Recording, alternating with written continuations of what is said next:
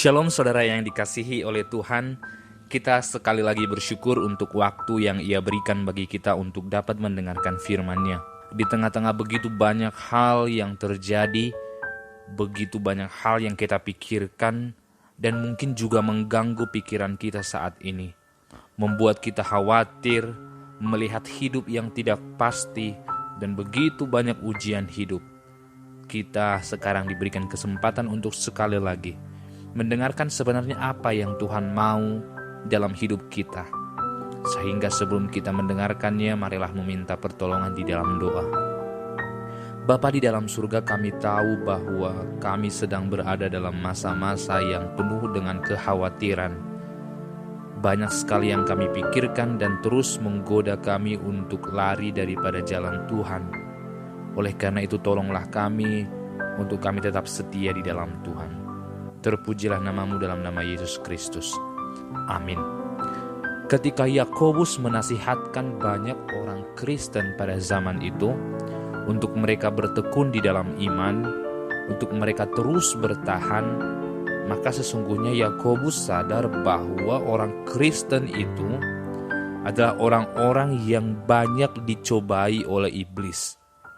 Bukan berarti orang yang semakin dekat dengan Tuhan ia akan terbebas dari cobaan. Kita tahu bahwa Yesus sendiri adalah anak Allah yang kudus, ia pun dicobai. Apalagi kita orang-orang yang berdosa, yang dimana hati kita masih sering sekali lari daripada Tuhan, maka kita pun pasti sering tergoda. Oleh karena itu Yakobus di pasal yang pertama ayat yang ke-12 berkata, "Berbahagialah orang yang bertahan dalam pencobaan, sebab apabila ia sudah tahan uji, ia akan menerima mahkota kehidupan yang dijanjikan Allah kepada barang siapa yang mengasihi Dia." Yakobus kembali mengulang tema saat memulai Yakobus pasal yang pertama. Ketika kita melihat ayat yang kedua, ayat yang ketiga, Yakobus berkata, hendaklah kita berbahagia saat kita dicobai, bahkan ketika cobaan itu datang, dan itu akan terus menolong kita untuk melihat bagaimana Tuhan menggunakan setiap situasi untuk memurnikan iman kita. Maka sekarang Yakobus sekali lagi berkata, berbahagialah orang yang sudah dicobai, dan mereka tetap tahan, mereka terus beriman kepada Tuhan, dan selalu setia, maka mereka akan menerima mahkota. Ketika seorang pemenang memenangkan pertandingan, maka ia akan dikalungkan sebuah bunga yang melingkar di lehernya. Atau mungkin kita sekarang mengenalnya dengan medali, kalau mungkin kita sekarang masih jarang melihat bunga yang dikalungkan kepada orang-orang tertentu. Tetapi pada dasarnya itu melambangkan kemenangan, penghargaan yang diberikan kepada seseorang.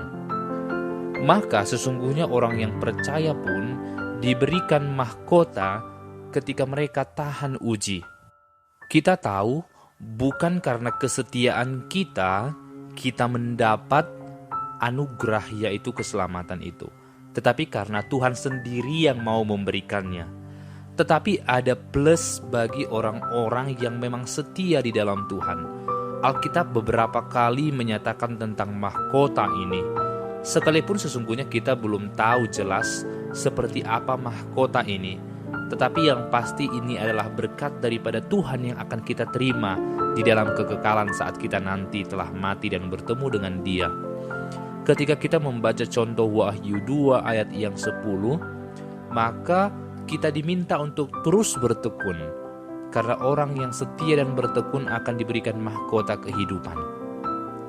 Maka sebenarnya ada sebuah harapan bagi orang-orang yang percaya ketika mereka bertekun. Bukan hanya karena untuk mengejar upah itu atau mahkota itu, tetapi semata-mata karena mereka mengasihi Allah.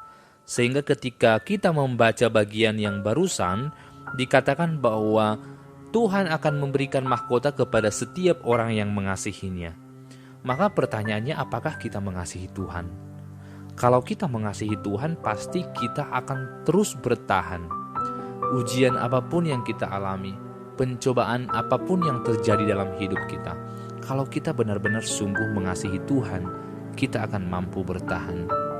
Maka pertanyaannya, sejauh ini ketika kita berada dalam cobaan atau kita diuji, kepada siapa kita datang? Apakah kita masih mengandalkan kekuatan sendiri?